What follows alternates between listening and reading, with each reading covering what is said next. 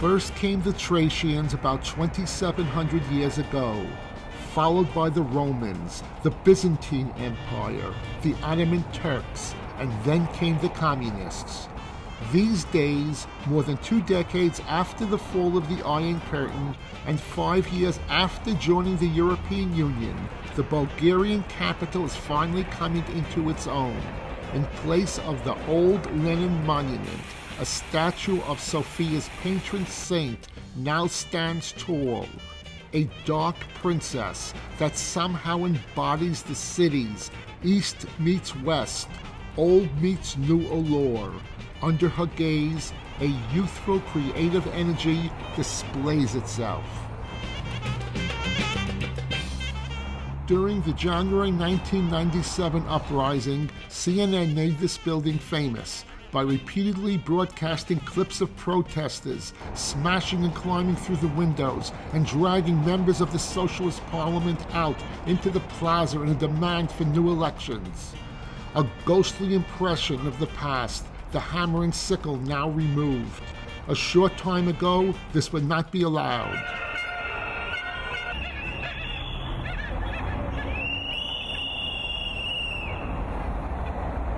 Никой от нас няма опит в това как се организират митинги. Всичко това е работа. Той трябва да вземе отношение. The presidential palace and the changing of the guards.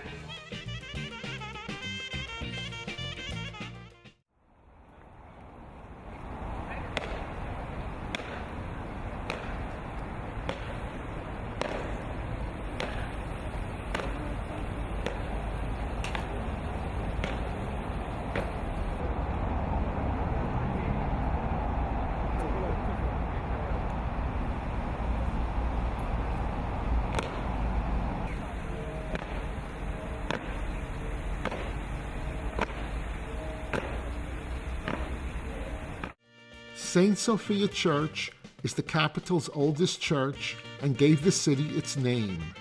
Outside St. Sophia burns the eternal flame of the unknown soldier. Alexander Nevsky's awesome gold dome cathedral is the pride of the city, a memorial to the 200,000 Russian soldiers who died fighting for Bulgarian independence. St. Nicholas Russian Church was named for the patron saint of marriage, fish, and sailors. This 1913 church was built to appease a Russian diplomat unwilling to worship in a Bulgarian church. After decades of despair, the Moorish turrets and gilt domes of this 1909 synagogue have been beautifully restored. It is now one of the most spectacular buildings in downtown Sofia. The grandeur of the building reflects a time in the 20th century when Jews made up nearly 20% of the city's population. Banya Bashi Mosque is the only mosque in the city, a reminder of Turkish rule. St. George's Rotunda is near a former Roman bath and the ruins of the ancient town of Serdica. The 4th century rotunda is Sofia's oldest preserved building. This splendid building was once an Ottoman bathhouse. Bulgaria's National Theater.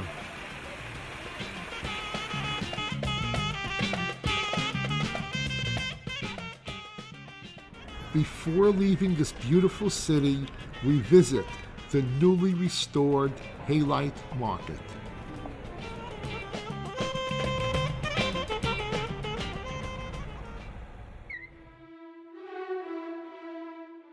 The most famous monument of Bulgarian architecture and culture from the Revival period, Rila Monastery is the biggest monastery in Bulgaria, one of the most remarkable monuments on the Balkan Peninsula. First built In 927 and heavily restored in 1469, the monastery helped to keep Bulgarian culture and language alive during Ottoman rule.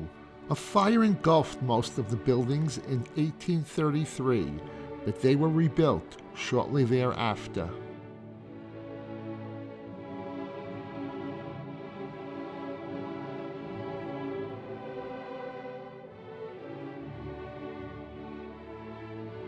During the Ottoman rule, the bells were silenced. A monk had to walk around banging a piece of wood as a call to prayer.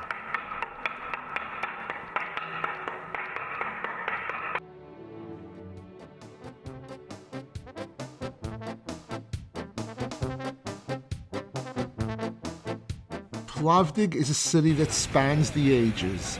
Long ago, it was an important city in the Roman Empire. Bulgaria's second largest city is divided into a lively modern section and a smaller old town including the amphitheater, which occupies a hill overlooking the modern city.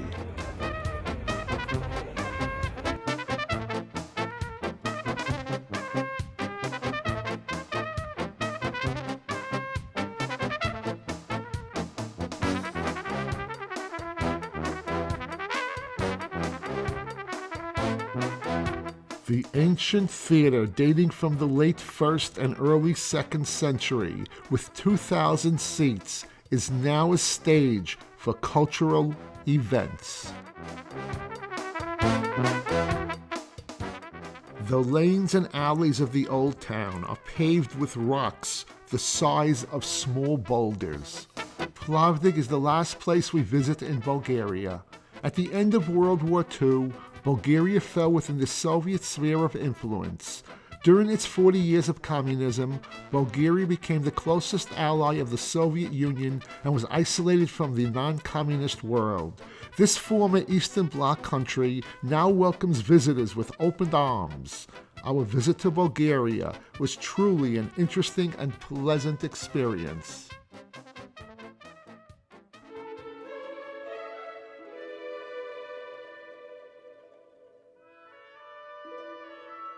Picture-perfect medieval towns and villages, cobblestones and castles, century-old traditions, and much more would be the best way to describe the Transylvania region of Romania. The historic center of Brasov is a kaleidoscope maze of 800-year-old buildings surrounded by the Carpathian Mountains. Brasov's old town is dominated by the ancient Black Church and filled with pleasant squares.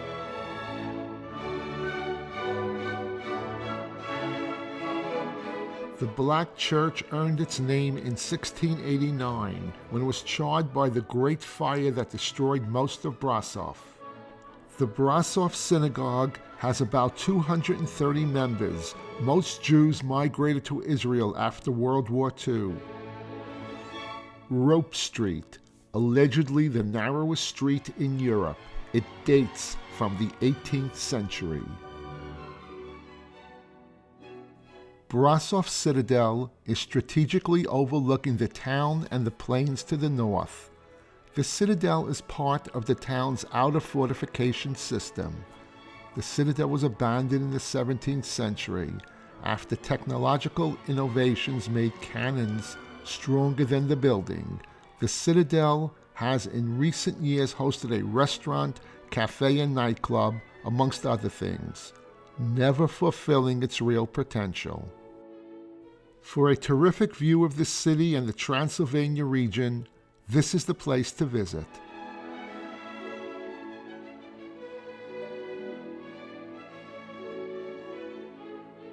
Sighisoara is the city where history comes alive, known as the Pearl of Transylvania and the birthplace of Vlad Tepes, the real Dracula. Sighisoara looks like you'd imagine Dracula's hometown. Cobblestone streets wind around Gothic spires. A centuries-old Saxon clock tower houses an actual torture chamber. This is one of the best preserved medieval citadel towns in Europe. Well, Dracula was never known to be a classy guy. Though the name evokes images of a dark, evil land of black magic and vampires, Transylvania, with a long history of Saxon settlements dating back to the 12th and 13th centuries, is a relatively westernized region. The vampire legends do, however, take root in the region's remarkable architecture. Transylvanian buildings are tilted, jagged, and more sternly Gothic than anywhere else in Europe. It is said that a true Romania begins only when you get to the towns and villages.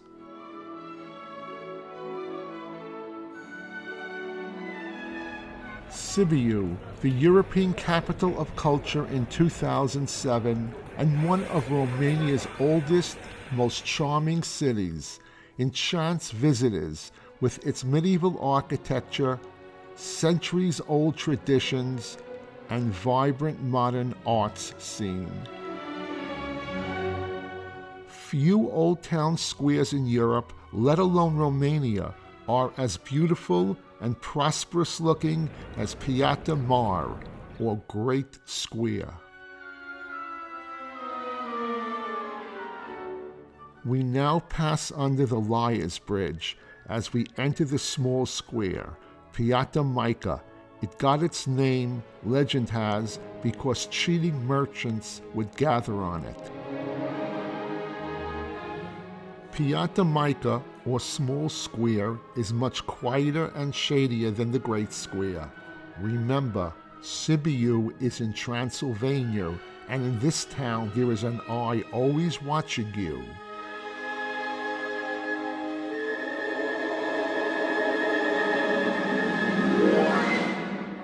We now visit one of the most famous landmarks of Romania, Brun Castle, also known as Dracula Castle. We leave the Transylvania region.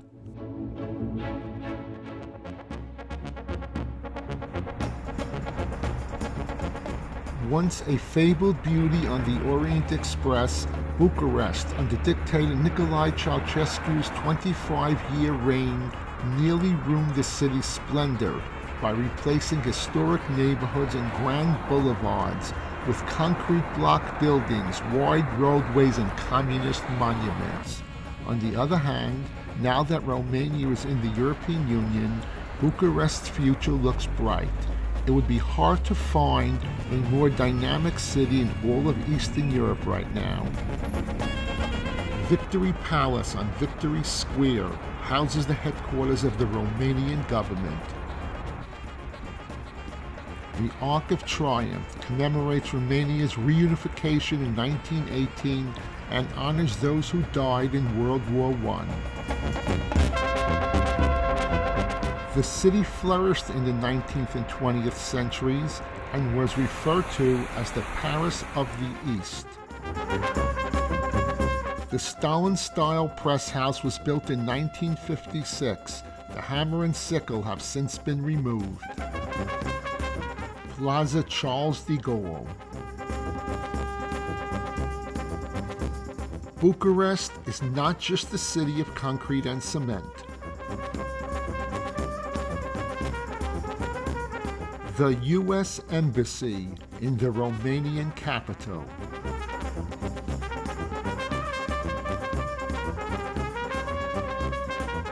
Possibly the finest building in the city, the Romanian Athenaeum.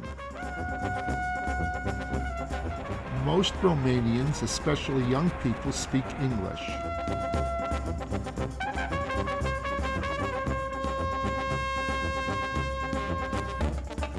The area of Bucharest described as Old Town is more or less all that is left of pre-World War II Bucharest. This area is historic because this is where Bucharest was founded.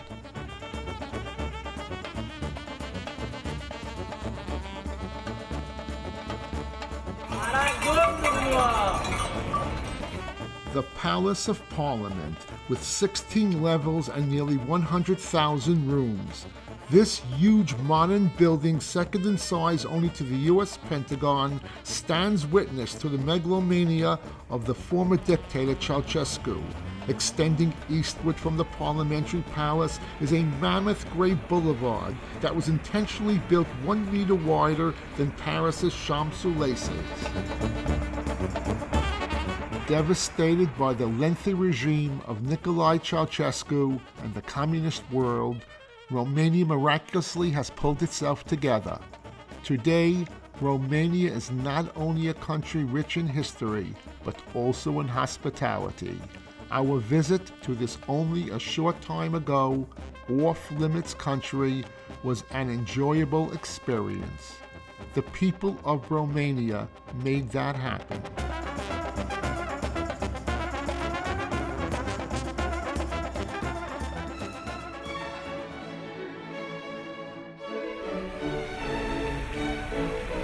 In communist times, Croatia was the richest of Yugoslavia's 6 provinces. Much of its money derived from visitors attracted to the clean Adriatic water and beautiful beaches. In the late 19th century, Opatija was among the most elegant and fashionable resorts in Europe.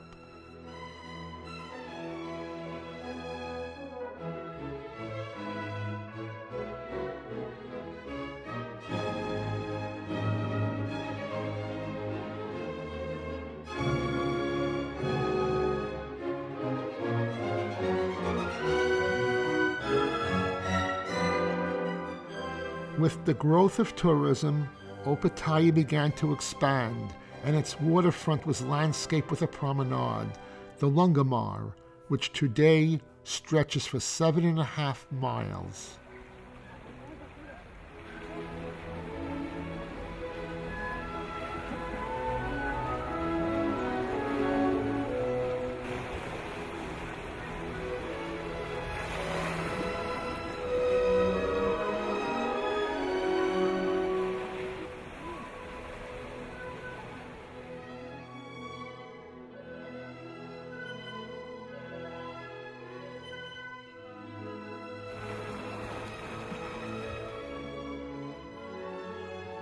Opatija did not get much sunshine today, but that did not stop us from enjoying the sights along the Opatija Riviera.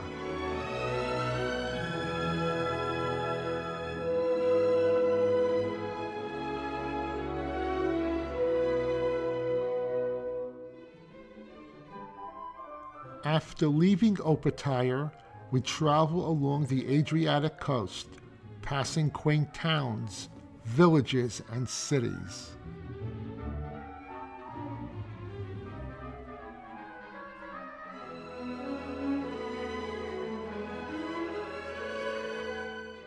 Allied attacks destroyed Zadar during World War II, and the recent war, 1991-95, shattered much of what had been rebuilt. The city has been restored once again and now stands beautifully rejuvenated. Zadar's incredible sea organ is set within the perforated stone stairs that descend into the sea, a system of pipes and whistles that play when the movement of the sea pushes air through them.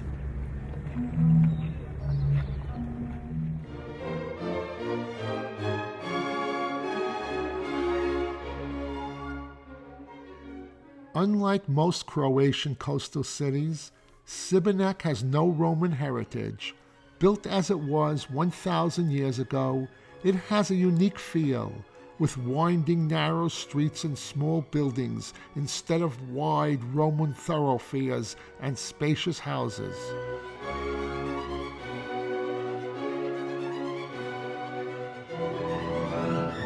We end our day by viewing the sunset on the Dalmatian coast.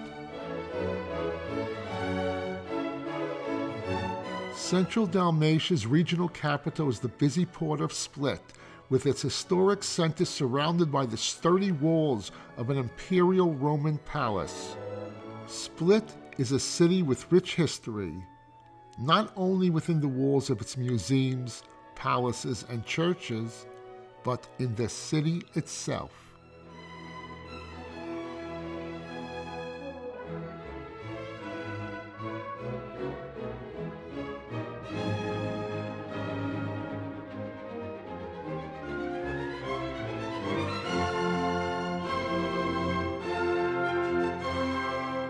We visit the old synagogue, which is still active today.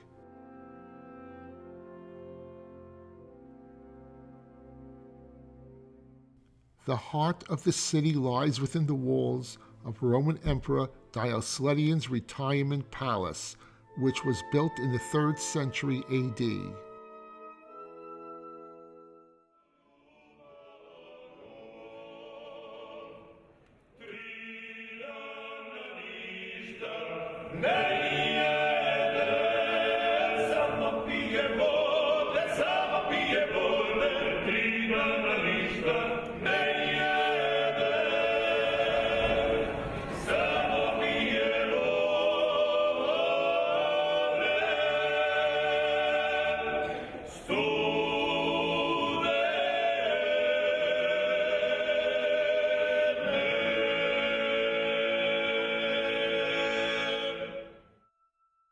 After leaving a Roman emperor's magnificent city, we travel south along the Dalmatian coast on our way to Dubrovnik. We stop at one of many fruit vendors along the road.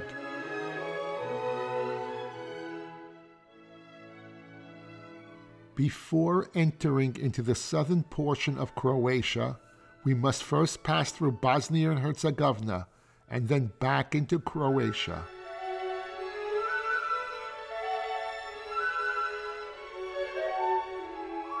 Those who seek paradise on earth must come to Dubrovnik, so wrote George Bernard Shaw, smitten by the beauty of the city whose untouched 1,940-meter-long defensive walls, today under the protection of UNESCO, girdle in a city which carries the appellation of the Pearl of the Adriatic, sitting at the southernmost part of Croatia, harboring centuries of heritage created by the noble skills of the finest builders and artists. The entire town becomes a unique stage for countless cultural and artistic events.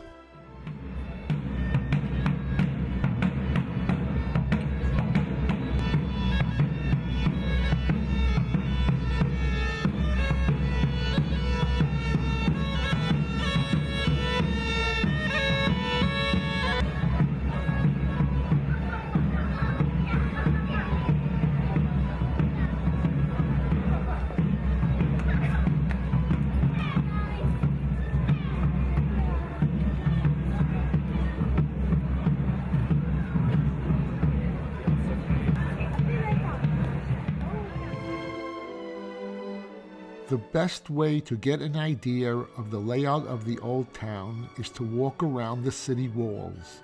The most attractive settlement on the whole of the Croatian seaboard, Dubrovnik, has prospered within its walls for centuries.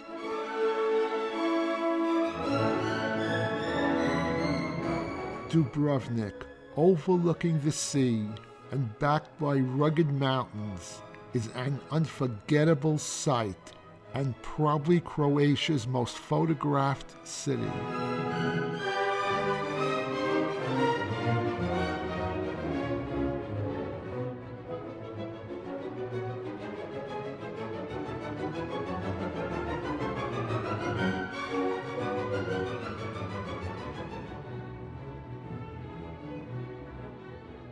From 1358 to 1808, the city existed as a powerful and remarkably sophisticated independent republic.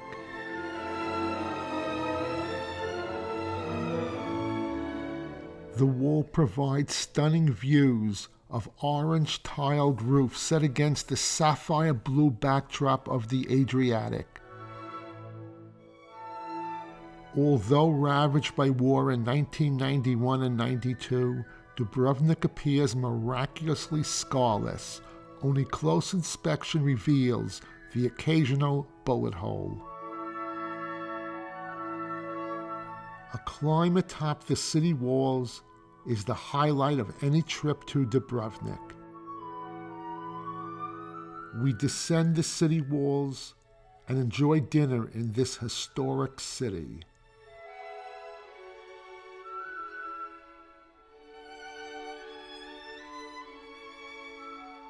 In the evening, the city takes on a completely different feel. Dubrovnik is a fascinating city which makes you fall in love with it and come back to it over and over again in pursuit of unique experiences.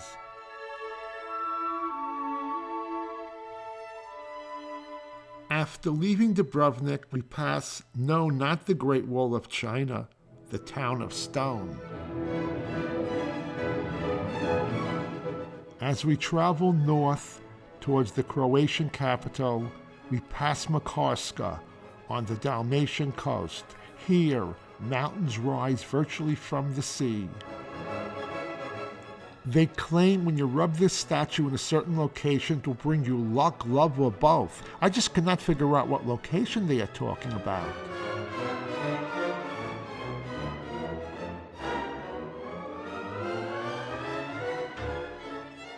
Zagreb, Croatia's capital and the largest city in the country, is a typical Central European town. The city is divided into two districts, a medieval upper town and an elegant lower town, whereas Hilltop Upper Town is made up of the Croatian Parliament building, winding cobbled streets, and a terracotta rooftop sheltering a cathedral.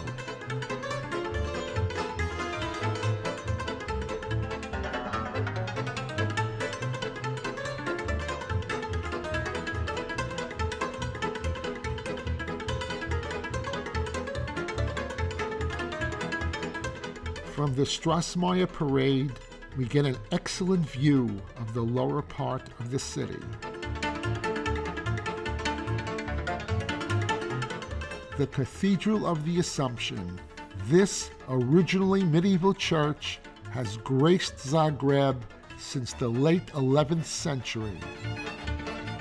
The city has a vibrant cafe culture. Here the young, trendy, and rich congregate. We pass through the city's flower market before entering the city's main square.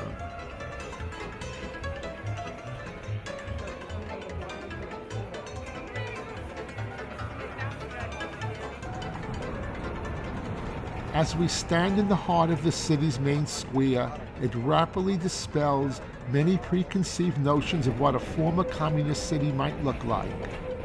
Funky new trams zip across the square packed with Armani-suited professionals chatting into mobiles, bright-shirted students, and camera-toting tourists.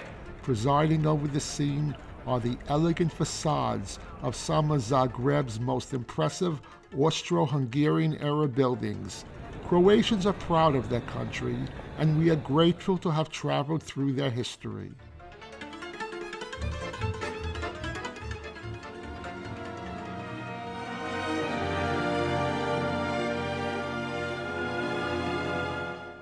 Slovenia, the first and most prosperous of Yugoslavia's breakaway republics, Ljubljanka, is by far Slovenia's largest and most populous city. It is also the nation's political, economic, and cultural capital. The city has a rich folklore history, a mix of Old World Baroque and colorful Art Nouveau styles, and a spirited youth culture. Ljubljanka has always viewed itself as something special.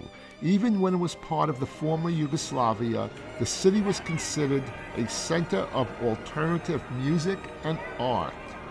A visit to this capital city is a refreshing experience.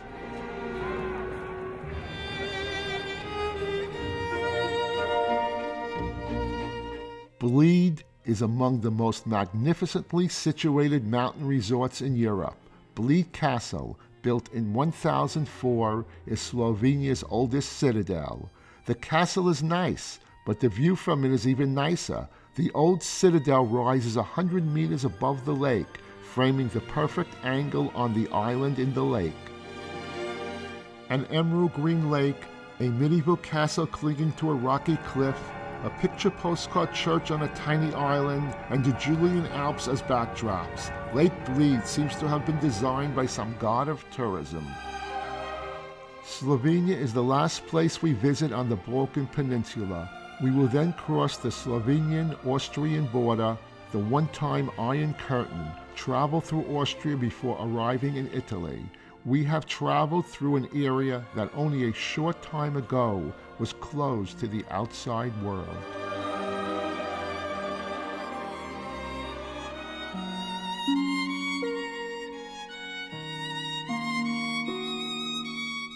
Italy has drawn people in search of culture and romance for many centuries.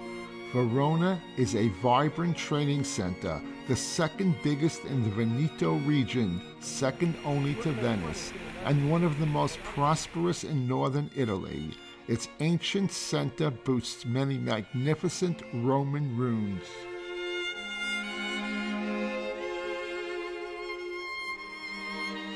Verona's Roman amphitheater, completed in AD 30, is the third largest in the world.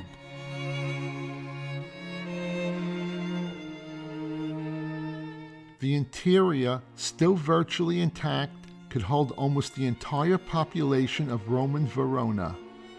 Visitors still come to watch gladiatorial combats and mock battles. Since then, the arena has seen executions, fairs, bullfights, theater and opera productions.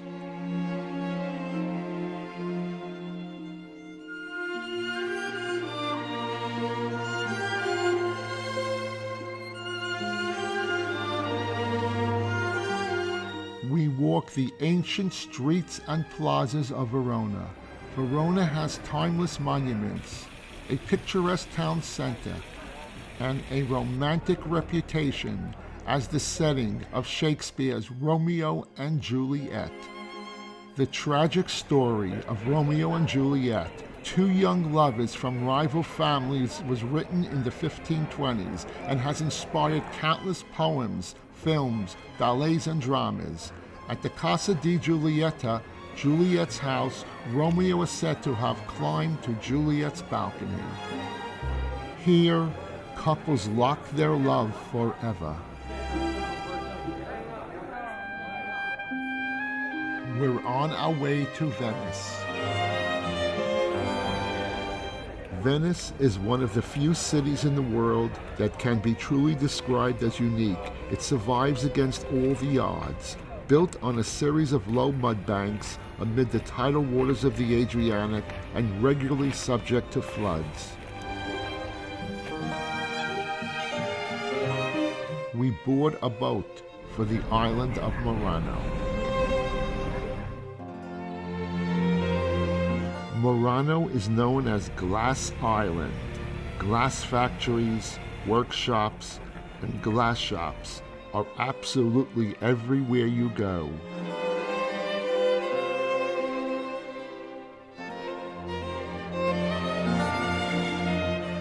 Murano has been the center of the glass-making industry since 1291, when the furnaces and craftsmen were moved here from Venice because of the risk of fire and the disagreeable effects of smoke. To see a Muranese glass blower at work is an amazing thing.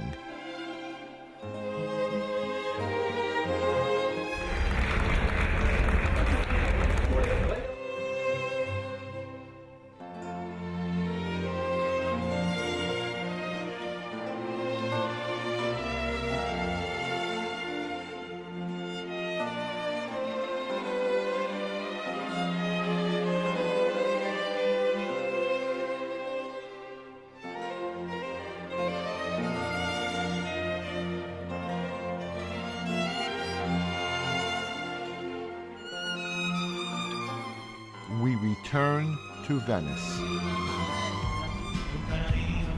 The best introduction to Venice is a trip down Main Street. The Canal Grande, or Grand Canal, is the city's main street. Venice's Grand Canal is one of the world's great thoroughfares. There's a theatrical quality to a boat ride on the canal.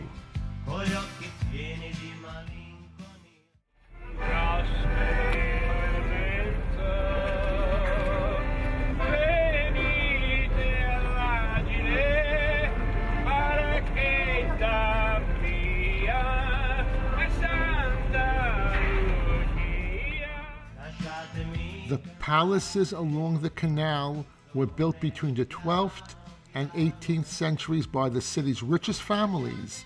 Very few are still private residences.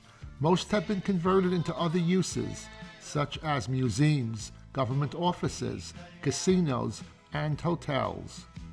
The Hotel Continental on the Grand Canal is our residence in Venice.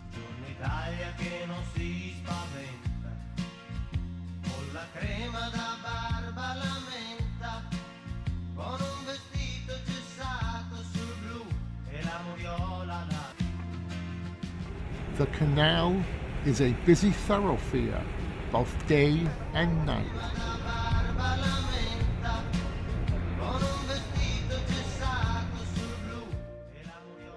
The neighborhood that gave the world the word ghetto is today a quiet neighborhood surrounding a large campo. It is home to Jewish institutions, 2 kosher restaurants, a rabbinical school, and 5 synagogues. Present-day Venetian Jews live all over the city, and the contemporary Jewish life of the ghetto, with the exception of the Jewish Museum and the synagogues, is an enterprise conducted almost exclusively by American Hasidic Jews of Eastern European descent and tradition.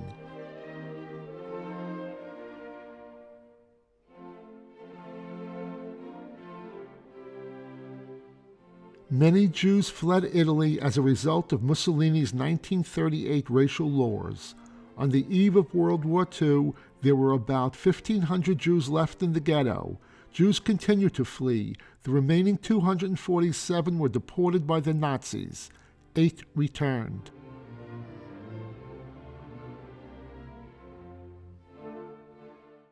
Good, it's good. It's good, thank you. Please. Sì. Prego. As we walk from our hotel to the Rialto Bridge, we walk through narrow streets, small squares, and cross many bridges. Little has changed in this city in the last 200 years. No matter how often you've seen Venice in photos and films, the real thing is more dreamlike than you could ever imagine.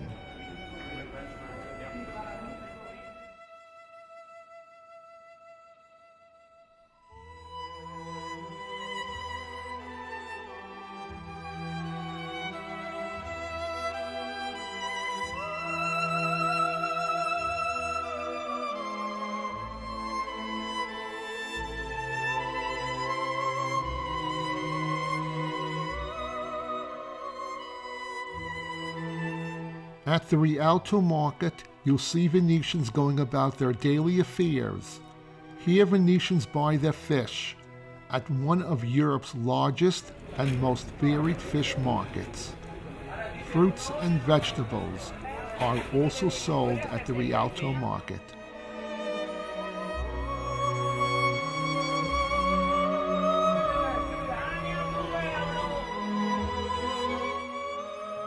Built at the end of the 16th century, this stone bridge replaced a wooden drawbridge. Until the middle of the 19th century, the Rialto Bridge was the only passage across the Grand Canal. Rialto was the mercantile center of the city. Shops lined the interior of the bridge and the approach to the bridge. This is one of the city's busiest and most bustling areas. Few visitors leave Venice without crossing this famous bridge. This is a wonderful place to watch and photograph the constant activity of boats on the Grand Canal.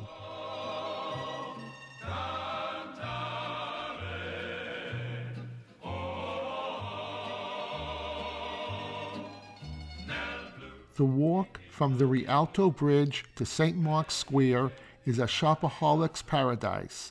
Most of the shops in this district are high-end. There are good clothing shops, dozens of shops dealing in figured and handmade paper, mask workshops, lacework, and antiques, alongside many boutiques. One of the world's most beautiful squares, Piazza San Marco, or St. Mark's Square, is the spiritual and artistic heart of Venice, a vast open space bordered by an orderly procession of arcades marching towards the fairy-tale cupolas and marble lacework of St. Mark's Cathedral. Venice's famous basilica blends the architectural and decorative styles of East and West to create one of the greatest buildings in Europe. The original church was built in 828. Its original role was the Doge's private chapel. In 1807, it became the Cathedral of Venice. The Doge's palace rises above St. Mark's Square. This Gothic fantasia of pink and white marble is a majestic expression of Venetian prosperity and power. It served not only as the Doge's residence, it was also the central administrative center of the Venetian Republic. After their trial at the Doge's palace, prisoners were taken over this bridge, now known as the Bridge of Sighs, to the city's jail.